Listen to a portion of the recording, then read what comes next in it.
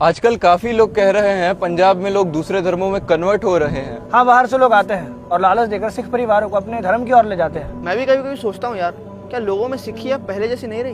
पहले एक बात बता, क्या तू सिख है? ओ भाई साहब, आंखों को चश्मा लगाए क्या? मैं तुझे सिख नहीं दिखता। यही तो प्रॉब्लम है। मतलब जरूरी नहीं है सिर्फ इसलिए क्योंकि तूने सिख परिवार में जन्म लिया तो तू सिख हो गया।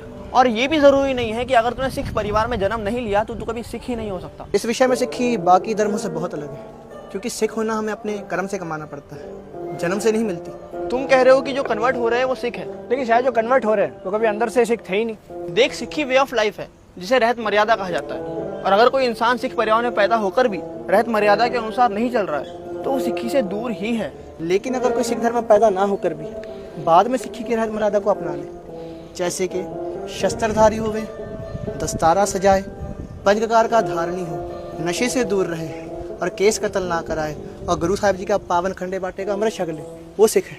मतलब अगर कोई सिख परिवार में पैदा होकर भी अगर मर्यादा से दूर हो तो वो सिख नहीं है। गुरु पिताजी ने कहा था, रहत प्यारी मोहे को सिख प्यारा ना है। लेकिन जो सिख रहत मर्यादा में रहे हैं उन्होंने अपने शरीर के टुकड़े टुकड़े तक करवा लिए, लेकिन दरिया लालची खातिर उन्होंने धर्म नहीं छोड़ा।